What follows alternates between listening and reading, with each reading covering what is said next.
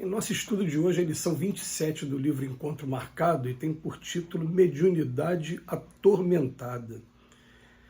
Diante das explosões de agressividade sentimental, é preciso considerar não apenas o quadro visível dos companheiros transfigurados de cólera ou desespero. Se estudas mediunidade e percebes que ela se baseia, acima de tudo, em princípios de sintonia, pondera nas forças desequilibradas que atuam frequentemente nessas ocasiões por trás da pessoa aparentemente sadia. Na Terra sempre nos comovemos perante a chapa radiográfica que acusa a presença de moléstia insidiosa em determinado órgão, predispondo-nos à simpatia pelo doente, quase nunca refletimos na gravidade do processo obsessivo, por enquanto inauscultável pela perquisição humana, a destruir as melhores possibilidades da criatura. Semelhante anomalia jaz muitas vezes enquistada na constituição psíquica do enfermo, alentando-lhe a ligação com as regiões inferiores e dele fazendo um agente movimentado nas inteligências que operam no lado negativo da evolução. Muito mais do que podemos supor, somos defrontados no plano físico pelos irmãos dominados por elementos vampirizadores, seja por um minuto, uma hora, um dia ou longo tempo. A própria sabedoria popular já alcançou intuitivamente o problema, definindo a pessoa transitoriamente sem o controle de si mesma como sendo alguém que terá entrado sem perceber no momento infeliz. Meditemos não somente nisso, mas de igual modo na condição mediúnica de que todos somos portadores nas faculdades do espírito, quando essa condição sem disciplina e esclarecimento se vê presa de repente num círculo magnético de aguilhões constrangedores. Muitos crimes se cometem, muitos desastres se verificam unicamente por falta de alguém com bastante capacidade de entendimento para levantar o dique do amparo fraterno entre as arrasadoras projeções do mal. Pensa em torno disso e ajuda, onde raros irmãos até agora conseguem suficiente visão íntima para a prestação de socorro que se faz necessário. Se já compreendes o poder da hipnose sobre as criaturas que ainda não se ajustaram às leis da vida mental, ergue a muralha defensiva da bondade e da compreensão no silêncio ou da prece, à frente dos companheiros que a ira ou a inconformação colocam em desgoverno sentimental. Ninguém consegue calcular os estragos do incêndio causado por mera faísca, atiçada pelo descuido, tanto quanto ninguém consegue avaliar a colheita de bênçãos que fluirá de um simples gesto de auxílio revestido de amor. Quando a gente estuda que o mundo de expiações e provas é um mundo em que o mal ainda sobressai sobre o bem, a gente já parte necessariamente da premissa de que nós somos espíritos imperfeitos, os espíritos que estamos aqui ainda estamos muito vinculados ainda ao materialismo, à agressividade, a conceitos que são contrários ao Evangelho de Jesus. E estamos todos em sintonia, plano espiritual com o plano material. Então a gente vai entender logo de cara que dentre as vicissitudes que acontecem aqui na Terra, a gente vai encontrar os flagelos destruidores, a gente vai encontrar as doenças, as enfermidades que atacam o nosso corpo físico, e a gente vai encontrar o quadro da obsessão, dos ataques que a gente recebe do plano espiritual. Porém, uma coisa interessante, a gente vai definir assim, a obsessão é sempre feita por um espírito inferior.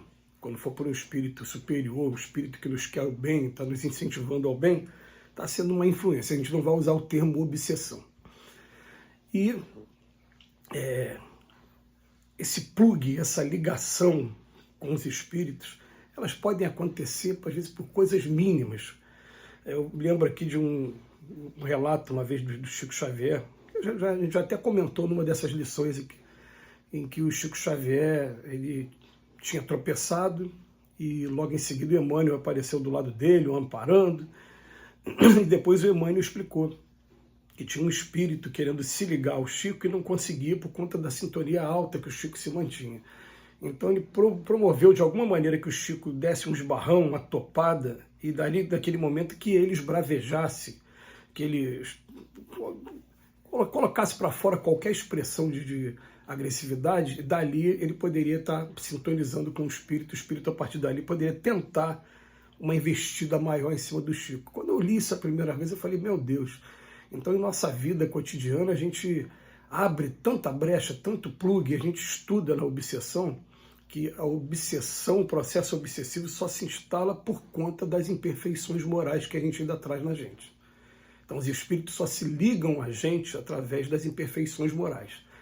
Emmanuel utilizou um termo aqui no estudo de hoje, ele vampirizador. Isso aí a gente convida os nossos amigos a dar uma consultada rápida no livro Missionários da Luz, quando André Luiz ele se refere aos vampirizadores, e no livro a explicação é mais ou menos assim: poxa, vocês criaram aí a figura do vampiro como aquele que suga o sangue. Para a gente, o que é o vampiro? O vampiro é o desencarnado que quer se aproveitar do encarnado de alguma maneira por conta das energias que ele não está sabendo trabalhar. Normalmente, abusos da alimentação, abusos do sexo, então isso também pode acontecer com a gente, dos espíritos ficarem tirando uma casquinha, querendo aproveitar da gente, estimulando a gente a tomar caminhos errados para eles estarem aproveitando do outro lado. Mas quando o Emmanuel vem falar para a gente da mediunidade atormentada, ele vem chamar a nossa atenção, porque quando a gente vê uma pessoa adoentada, a gente pega ali o resultado do exame, deu positivo, vamos começar um tratamento. A gente sente assim uma compaixão, a gente começa a se colocar naquela posição de quem está querendo ajudar, quem está querendo estimular pela fé. Mas normalmente a gente não consegue observar aqui na Terra que às vezes uma pessoa que está com um corpo aparentemente sadio, mas que está trazendo uma irritação, está trazendo um momento de cólera, ele está sendo secundado. Na verdade, ele, em vigilância, ele estabeleceu esse plug com alguns espíritos, e os espíritos acabam, através dali da sintonia, também se manifestando através deles. Então, ele até usa aqui, né, por trás da pessoa aparentemente sadia. E ele vem dizer para a gente que a gente, como médium agora, a gente precisa começar a prestar atenção. Por exemplo, em situações, vou dar um exemplo aqui, eu chego no meu trabalho agora e estou vendo uma pessoa mal-humorada, e aí a primeira coisa que eu faço, não vou chegar perto não, porque vai sobrar para mim. Mas a gente não está vendo o plano espiritual. De repente aquela pessoa está mal-humorada porque ela está ali sendo secundada por alguns espíritos, seja por qual razão for. O que a gente estuda lá no Livro dos Médiuns, que a obsessão ela pode acontecer por vingança, ou então o espírito só tem o desejo de fazer o mal, ou então o espírito ele é covardia mesmo, ele se aproveita das fraquezas morais nossas. Ou então são os pseudo-sábios. Tem lá os casos que vêm dizendo como é que a obsessão acontece. Estão enumerados lá no Livro dos Médiuns para a gente pesquisar. Não vou dar o spoiler aqui não.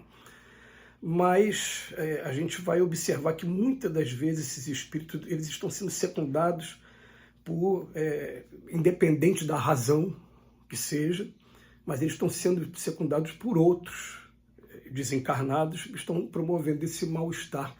E mal-estar que a gente consegue, como termina aqui o Leon Denis, ele fala assim para a gente, poxa, uma faísca às vezes pode causar um incêndio, né? Mas pega o exemplo contrário, um gesto de auxílio revestido de amor, uma palavra amiga, um abraço que você dê na pessoa e que desarma a pessoa. Às vezes você chega perto da pessoa, cara, você pode até me bater, deixa eu te dar um abraço. Peraí, vem cá. Dá um abraço nele, coloca amor mesmo. Em sentido contrário, ele fala assim, ninguém pode avaliar a colheita de bênçãos quando a gente consegue chegar no médium que está sendo atormentado naquele momento e consegue, com alguma atitude, tirar ele daquela sintonia. O Emmanuel ainda faz questão de lembrar a gente, através dessas sintonias com espíritos que ainda não compreenderam a realidade do Evangelho, muitos crimes se cometem, muitos desastres se verificam unicamente por falta de alguém com bastante capacidade de entendimento para levantar o dique do amparo. Me emociona, né? Porque então quer dizer que muitos crimes, estragos que acontecem por aí, se tivesse alguém do lado, alguém que pudesse ter um pouquinho mais de paciência, às vezes aquela pessoa que está no teu trabalho mal-humorada, ela pode estar até com ideia de suicídio. E você poderia ter ajudado aquela pessoa e não ajudou, falando, não quero chegar perto não, porque na verdade eu quero me proteger. É o ego falando alto, né? Na verdade, uma palavra, um gesto, um aperto de mão, você pode estar desviando aquela pessoa de todo um caminho de sofrimento ou de desastres morais que acontecem cotidianamente. Muito obrigado, Emmanuel, pela reflexão. Que Jesus nos abençoe hoje e sempre.